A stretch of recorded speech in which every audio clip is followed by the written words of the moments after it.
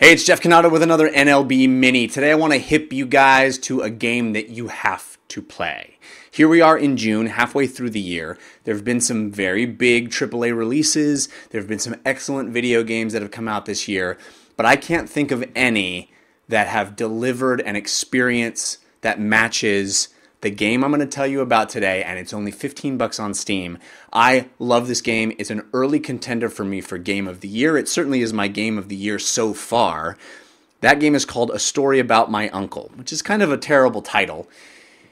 But man, this game is really, really cool. It's an independent game on Steam right now for the PC. I played it with a controller. I highly recommend you do so too. What is it about? Well, the idea is that you're a little boy whose uncle is eccentric and an inventor and is a guy who you always looked up to and talks about these adventures. And you go to his house one day and he's not there, and you go searching through his house for him, and you stumble upon a secret room where he's got all his inventions, and you open a door you're not supposed to open, and you find a suit. And you put the suit on, and this suit allows you to leap long distances and do all kinds of crazy stuff. And then you stumble onto a teleporter, and you get teleported to this amazing fantasy world where you're going to leap with this suit and eventually be able to tether, using a glove on your hand, tether yourself to things, swing, attract yourself, leap great distances, and explore this fantasy world. I love this game. I described it on DLC, my weekly video game show on the 5x5 network that you should be checking out if you're not already, 5x5.tv/DLC. I described it on that show as a Spider-Man simulator, and that's exactly what it feels like to me. First person.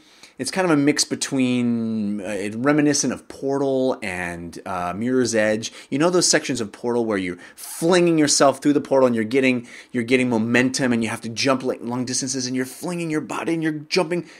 That is this entire game. And that feeling of flight, of movement, of trajectory, of momentum, of swinging at just the last minute and latching on with your tether to a piece of outcropping rock and swinging around and just making it to the next ledge where you can keep running and leap off and make this incredible jump. I can only imagine that's what Spider-Man feels like in his day-to-day life. I mean, if this was set in a city, it would be better than the Spider-Man video games. Because it's that first-person perspective, because it conveys the sense of speed so well and conveys the sense of momentum, and you're dealing with really fun physics. And really, the challenge of the game is figuring out how you can lash yourself to a rock, propel yourself toward it, but let go of the lash at just the right second so you don't run into the rock and stop your momentum, but you can cascade onto the next thing that's just out of reach, and you'll just lash onto it and then keep moving through the level and swinging like that, like Spider-Man does. And then there's a tiny little thing you need to land on, so you shoot your tether down to that and suck yourself toward it. Oh my God, it's exhilarating. And then on top of that, the world is beautiful and interesting and lush and has incredible lighting, and every new section of the game that you enter into looks differently and plays differently and has a different kind of vibe to it. There's a vast outdoor feeling, sort of Avatar-esque floating islands with cascading waterfalls off of them that feels very platformy. And there's the ice level that is underground and is sort of much more vertical, and you're trying to get up. And this game gets very challenging at the end. It's very challenging. I mean, I would try these sequences over and over, hundreds of times it seemed, in order to get them. But because the game launches you back in as soon as you fall, it pops you right back at the last checkpoint with no loading whatsoever. It's never frustrating. I was always amped to try it over and over and over again. And I was just so close. Ooh, I think I figured out where I need to go next. I love this game. And the fact that it's only $15. It's on sale on Steam, or at least was last weekend, for $12. This is the best value of the year. Yes, the game is very short. Yes, it is very brief, and yes, it has some flaws. The voice acting is subpar, unfortunately. I hate to be critical of those actors, but the voice acting is really not good. It feels very wooden. It feels very false. It feels very red to me rather than lived. And this game could feel so much more lively if I was really drawn into the story, because the story is lovely. It's as if this older man is recounting to his daughter the time that he was searching for his uncle in this magical fantasy world, and that could really resonate, could really be fun if it felt a little more authentic, and it just doesn't.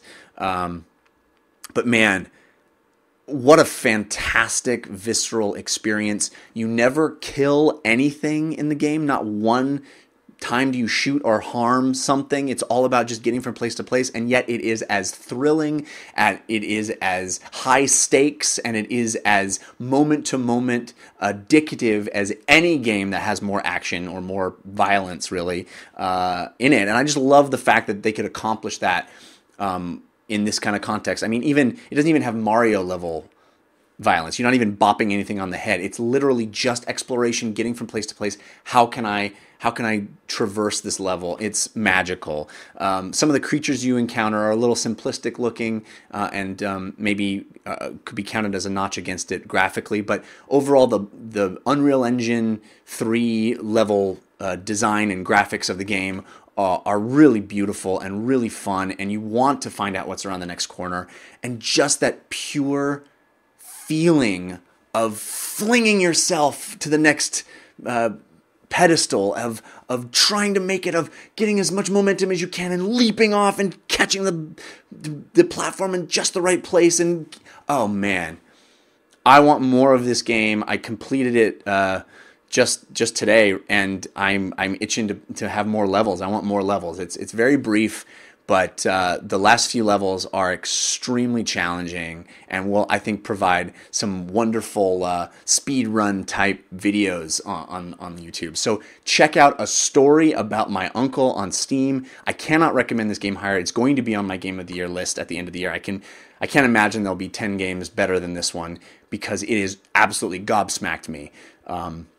So kudos to Coffee Stain Games. I think it's Coffee Stain Games that made it. And you should definitely check it out. You should also check out this YouTube channel. Every week we got new videos. We've got movie reviews and comic book reviews and all kinds of stuff. So subscribe and like and tell your friends about NLB. Thanks for watching.